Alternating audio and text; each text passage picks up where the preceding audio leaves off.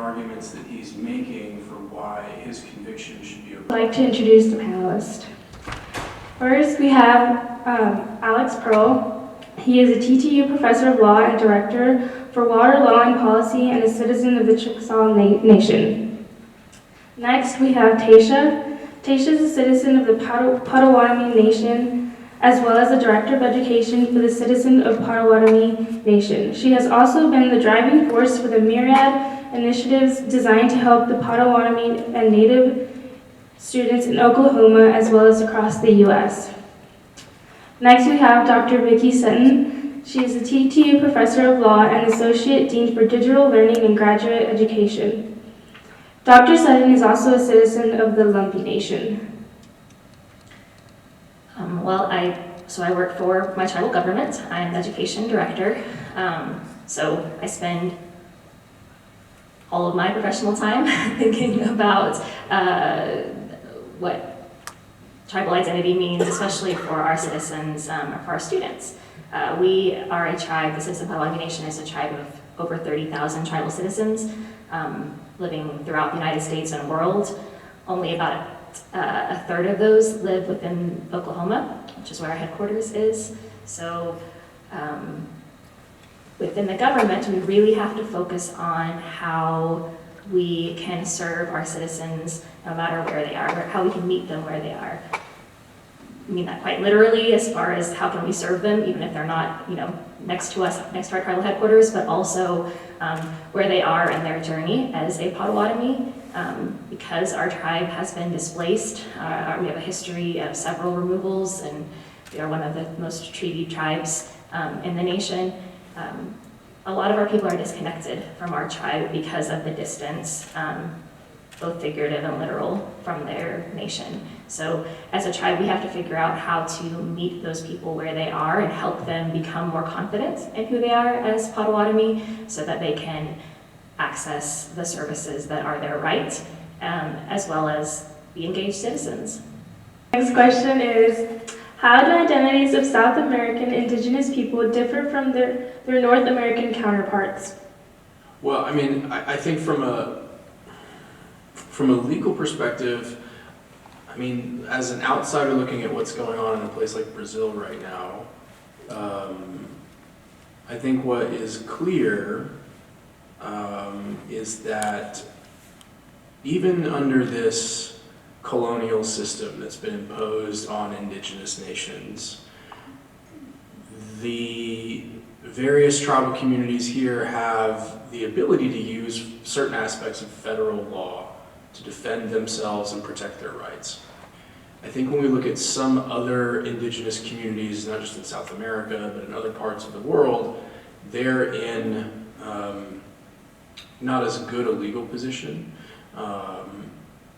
And that allows their rights and interests to not be formally recognized, and for their homelands, their cultures, their languages, their lives to be taken advantage of and exploited more easily.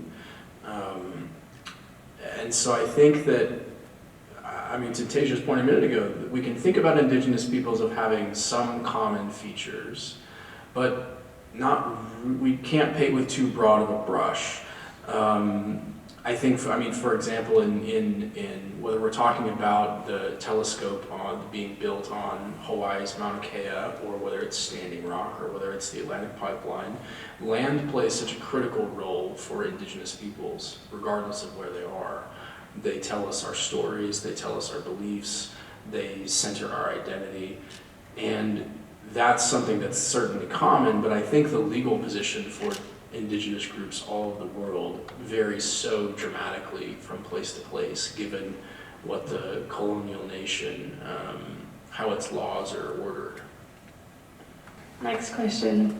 Why is language important to Native identity?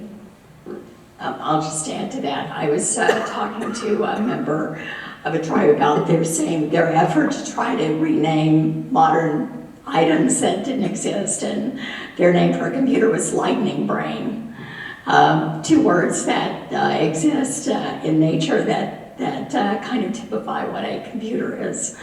So that was their, the way of putting together existing words to describe something. And when you lose a language like that, you also lose some functionality of names of plants and names of animals and how the role that they played, even in the name and the description, gives you insight into how they fit culturally into belief systems. And by losing the language, you lose all of that. And I can speak to maybe more about the loss that it incurs, because I'm from one of the tribes that does not have a language left. Our language is an English dialect. Because of isolation, we developed an English dialect, but that's not the same as the language that we lost. And my tribe is state recognized, and one of the things that prevents one of the harsh realities of colonization is that tribes had to respond to the federal government and prove that they had different characteristics of being a tribe, and one of those characteristics is maintaining a language. But if they beat the language out of you and you lose the language, you lose. You don't get to be a federally recognized tribe. So it's kind of very sad catch-22. So being a tribe on the East Coast, one of the first areas to be colonized, our tribe lost their language. So we know how important it is. And we don't want other tribes to lose their languages. And in fact, indigenous people all over the world, we're losing languages at the rate of several a day around the world, which is tragic.